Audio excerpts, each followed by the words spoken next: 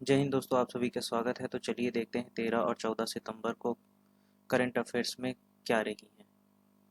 आज हम डिस्कस करने वाले हैं मुख्यमंत्री बाल संदर्भ योजना, जल जीवन सर्वेक्षण 2023, merry go round system, Chhattisgarh पूर्वी रेल परियोजना फेज 1, क्रिटिकल केयर ब्लॉक, राष्ट्रीय सिकल सेल अनीमिया उन्मूलन मिशन, नंबी झरना एलिफेंट कॉरिडोर, स्वच्छ वायु सर्वेक्षण 2023, छत्तीसगढ़ संस्कृत विद्या मंडलम, आयुष्मान भव अभियान और C295 को। तो चलिए एक एक करके देखते हैं। सबसे पहला है मुख्यमंत्री बाल संदर्भ योजना। गंभीर कुपोषित बच्चों को कुपोषण के चक्र से बाहर लाकर प्रदेश में कुपोषण की दर में कमी लाने के लिए इस योजना को तैयार किया गया और चलाया गया। वर्ष 2022-23 में लगभग 1,46,000 बच्चे इससे लाभान्वित हुए हैं।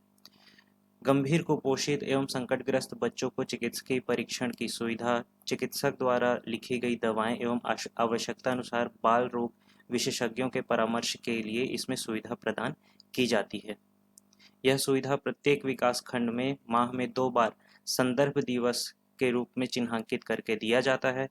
निजी चिकित्सा परीक्षण संस्थान के लिए अधिकतम 300 रुपये की स्वास्थ्य जांच की सुविधा दी जाती है और प्रत्येक हितग्राही को साल में अधिकतम 500 रुपये की दवाओं के लिए सुविधाएं दी जाती है। इसमें निजी शिशु रोग विशेषज्ञ यदि सेवा देते हैं तो उन्हें सम्मान स्वरूप 1,000 रुपये मानदेय और 500 रुपये का यात्रा भत्ता भी दिया जाता है। कुपोषित बच्चों के परिवहन के लिए आंगनबाड़ी कार्यकर्ताओं को भी राशि प्रोवाइड की जाती है। उसके पश्चात है जल जीवन सर्वेक्षण 2023। यह जल शक्ति मंत्रालय भारत सरकार के द्वारा करवाया जाता है। इसमें आकांक्षी जिला श्रेणी में नारायणपुर को पेयजल में उत्कृष्ट कार्य हेतु सम्मान दिया गया। नारायणपुर का तीसरा रैंक है टोटल 43 जिलों में। नारायणपुर में 14 गांवों में 100% परिवारों के पास नल कनेक्शन है और जिले में कुल 18,072 परिवारों के पास नल कनेक्शन है। उसके पश्चात है मेरी गो राउंड सिस्टम।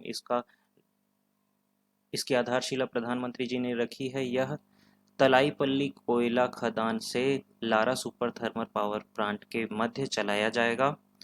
इससे तलाईपल्ली कोयला खदान जो है वह देश के अन्य पावर प्लांट्स के साथ भी कनेक्ट हो सकेगा। उसके पश्चात है छत्तीसगढ़ पूर्वी रेल परियोजना फेज 1। इसमें खरसिया से धरमजयगढ़ के मध्य रेल परियोजना चलाई जा रही है। इससे मांड रायगढ़ कोलफील्ड देश के अन्य पावर प्लांट्स के साथ में जुड़ जाएगा। तो मांड रायगढ़ कोलफील्ड को देश के अन्य पावर प्लांट्स के साथ जोड़ने के लिए कौन सी परियोजना है? तो छत्तीसगढ़ पूर्वी रेल परियोजना फेज 1। उसके पश्चात है critical care block. 9 critical care block की आधारशिला प्रधानमंत्री जी ने रखी है। हर ब्लॉक में 50 बेड होंगे। 50 बेड वाले हर एक क्रिटिकल केयर ब्लॉक होगा। इसमें मरीजों को जिला स्तर पर ही क्रिटिकल केयर की सुविधा उपलब्ध हो जाएगी। कौन कौन से 9 जिले हैं? तो दुर्ग, कोंडागांव, राजनांदगांव, गरियाबंद, जशपुर, सूरजपुर, सरगुजा, रायगढ़ और बस्तर। यह किस योजना या किस मिशन के अंतर्गत है? तो प्रधानमंत्री Ayushman Bharat health infrastructure mission. याद रखिएगा, हेल्थ इंफ्रास्ट्रक्चर मिशन। उसके पश्चात है राष्ट्रीय सिकल सेल अनीमिया उन्मूलन मिशन। इसमें 1,00,000 sickle cell counselling card screening के पश्चात लोगों को दिया गया है। इसका लॉन्च जो है वह प्रधानमंत्री के द्वारा ही जुलाई 2023 में मध्य प्रदेश में किया गया था। कंफ्यूज मत होइएगा, यहाँ पर सिर्फ काउंसलिंग कार्ड बांटे गए हैं और इसका जो लॉन्च था वो मध्य प्रदेश में किया गया था, छत्तीसगढ़ में नहीं। इसके पश्चात है नंबी झरना। प्रदेश का सबसे ऊंचा झरना इसे कहा गया है और इसकी ऊंचाई लगभग 540 फीट है। यह बीजापुर में स्थित है। इससे पहले मकरभंजा जलप्रपात जशपुर को कहा जाता था, जिसकी ऊंचाई लगभग 450 फीट है और इसके पहले तीरथगढ़ जलप्रपात को कहा जाता था। इसके पश्चात एलिफेंट कॉरिडोर। यह रिपोर्ट एलिफेंट कॉरिडोर के लिए एक रिपोर्ट आई है, जो रिपोर्ट केंद्रीय पर्यावरण मंत्रालय के द्वारा जारी की गई है। इसमें देश में कुल 150 कॉरिडोर चिन्हांकित किए गए हैं, जिसमें सबसे ज़्यादा पश्चिम बंगाल में 26 कॉरिडोर स्थित हैं। इसमें 2 या 2 से अधिक राज्यों के मध्य जो कॉरिडोर है वह 19 अंतर्राज्यीय कॉरिडोर हैं, जो कुल का 13% हैं, और एक राज्य की सीमा के अंदर आने वाले कुल 126 राज्यीय कॉरिडोर हैं, जो 84% है। इसके पश्चात है स्वच्छ वायु सर्वेक्षण 2023। यह 3 श्रेणियों में किया जाता है। प्रथम श्रेणी जो है वह 10 लाख से अधिक आबादी वाले शहरों की, द्वितीय श्रेणी जो है वह 10 लाख से 3 लाख की आबादी वाले शहरों की, और तृतीय श्रेणी जो है वो 3 लाख से कम आबादी वाली श्रेणी की।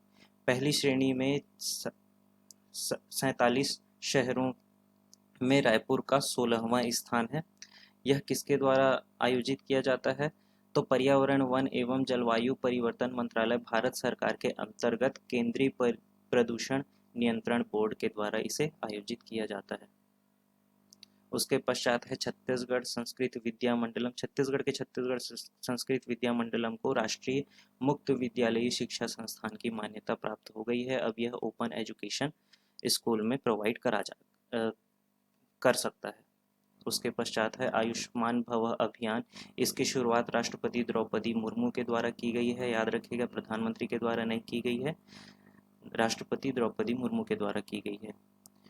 स्वास्थ्य एवं परिवार कल्याण मंत्रालय, भारत सरकार द्वारा स्वास्थ्य सुविधाओं को मजबूत करने हेतु आयुष्मान योजना से संबद्ध सभी केंद्रों में 17 सितंबर से लेकर 2 अक्टूबर तक 15 दिनों तक आयुष्मान शिविर का आयोजन किया जाएगा। यह लोगों को आयुष्मान भारत से जोड़ने के लिए यह अभियान चलाया जा रहा है। इसके पश्चात है C295। यह एक मालवाहक प्लेन है जिसे Airbus defence and space agency, एक यूरोपियन एजेंसी है, उसके द्वारा बनाया गया है। इस प्लेन ने भारत के air chief marshal VR Chaudhary को पहला विमान सौंपा है और ऐसे कुल 56 विमान भारत आएंगे। इसे आगरा में तैनात किया जाएगा और इसके लिए ट्रेनिंग सेंटर भी आगरा में ही स्थापित किया जाएगा। आज करेंट अफेयर्स में इतना ही था। पिछला वीडियो देखने के लिए आप इस वीडियो को क्लिक कर सकते हैं और पूरे प्लेलिस्ट से जुड़ने के लिए आप इस वीडियो को क्लिक कर सकते हैं। मुझसे जुड़ने के लिए आप इस चैनल को सब्सक्राइब कीजिए। Thank you.